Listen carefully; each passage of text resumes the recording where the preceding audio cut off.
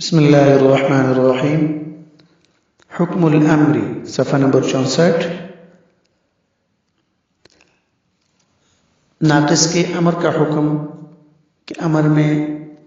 جب فعل کو مختلف صیغوں کی طرف منسوب کیا جائے تو لام کلمہ باقی رہے گا، حذف ہوگا یا کیا تبدیلی واقع ہوگی، اس کے بارے میں بحث۔ تو لکھا الامر کالمضارع المجزوم فی جمیع احوالہ، امر تمام احوال میں مضارع مجزوم کی طرح ہے، یعنی جو حکم مضارع مجزوم کا ہے،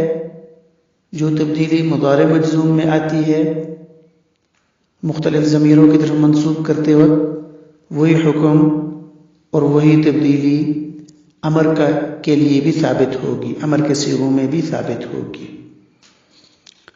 اب مضارع مجزوم کا کیا حکم ہے اور مضارع میں کیا تبدیلی آتی ہے،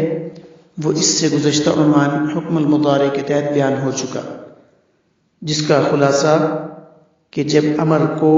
مضارع کے صیغوں کو منسوب کیا جائے جمع کی واو یا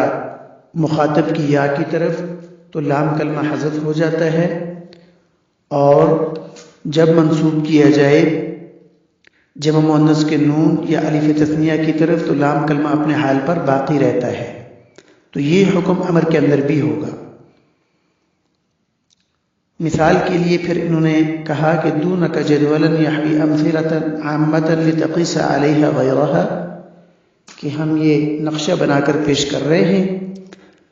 جس میں عام استعمال کے طور پر جو صیغے استعمال ہوتے ہیں، مثال کے طور پر وہ صیغے بطور مثال ہم نے ذکر کر دیے ہیں اس نقشے میں، اور اس کے علاوہ باقی جتنے بھی صیغے ہوں گے ناقص کے امر کے، ان کو آپ ان صیغوں پر قیاس کر لیں۔ اس نقشے میں سب سے پہلے انہوں نے فعل لکھا ادعو، دعا یدعو ناقص واوی، اس سے امر کا صیغہ ہے ادعو۔ اب اس کو انہوں نے منسوب کیا سب سے پہلے اسنادہ الی نون الاناث، جمع مؤنث کے نون کی طرف منسوب کیا تو صیغہ بنا ادعونا۔ اوپر ہم ابھی یہ حکم بیان کر چکے ہیں کہ جمع مؤنث کے نون کی طرف جب مضارع کے صیغے کو منسوب کیا جائے تو لام کلمہ اپنے حال پر باقی رہتا ہے، لہذا امر کے اندر بھی جب امر کو منسوب کیا جائے گا جمع مؤنث کے نون کی طرف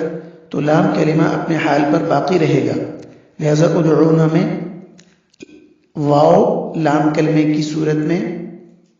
لام کلمہ واو کی صورت میں اپنی حالت پر باقی ہے۔ نمبر 2 اسنادہ الی الف الاثنین، ادعوا، ادعوا، یہاں پر فعل کو منسوب کیا الف تثنیہ کی طرف، تو نون جمع مؤنث اور الف تثنیہ دونوں کا حکم یہی ہے کہ ان کی طرف منسوب ہوتے وقت فعل کا لام کلمہ باقی رہتا ہے، لہذا ادعوا میں بھی لام کلمہ واو سامنے موجود ہے، باقی ہے اپنی حالت پر۔ اگلے دو خانوں میں اسنادہ الی واو الجماعہ، اسنادہ الی یاء المخاطبہ، ان دونوں کا حکم ایک ہے کہ جب صیغے کو منسوب کیا جائے جمع کی واو کی طرف یا مخاطب کی یا کی طرف تو اس صورت میں لام کلمہ گر جاتا ہے، لہذا جمع کا صیغہ بنا ادعو، ادعو سے ادعو۔ اب اس میں جو واو ہمیں نظر آ رہی ہے یہ واو جمع کی ہے، کلمے کی جو واو تھی لام کلمہ تھا وہ گر گیا ہے، اور واحد مؤنث حاضر کا صیغہ بنا ادعی، ادعی، یہاں سے بھی لام کلمہ واو گر گیا ہے، حذف ہو گیا ہے۔ تو یہی دو قاعدے آخر تک باقی مثالوں میں بھی چلیں گے کہ جمع مؤنث کے نون اور الف تثنیہ کی طرف منسوب کرتے وقت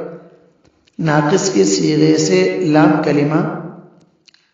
ناقص کے صیغے میں لام کلمہ باقی رہے گا، جیسے امشینا اور امشیا۔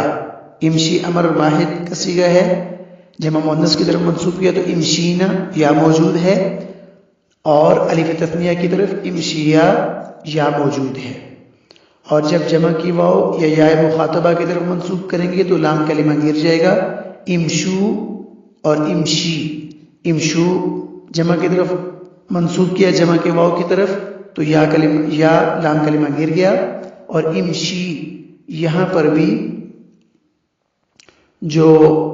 فعل کا لام کلمہ یا تھی وہ یا گر گئی ہے۔ امشی کے آخر میں جو یا نظر آ رہی ہے یہ واحد مؤنث حاضر کے لیے کی ضمیر ہے، فعل کا لام کلمہ نہیں ہے۔ اگلا سیغہ اسعا کو جب منسوب کیا جمع مؤنث کے نون کی طرف اسعینا، تو لام کلمہ یا موجود ہے، اپنی حالت پر باقی ہے۔ الف تثنیہ کی طرف اسعایا، یا اپنی حالت پر لام کلمہ باقی ہے۔ اور جب واو جمع اور یا مخاطبہ کی طرف منسوب کریں گے تو لام کلمہ گر جائے گا، اسعو بیچ میں سے یا گر گئی، اور اسعی یہاں سے بھی یا گر گئی، جو یا ہمیں دکھلائی دے رہی ہے یہ کلمہ کیا لام کلمہ نہیں ہے بلکہ یہ یا مخاطبہ ضمیر ہے۔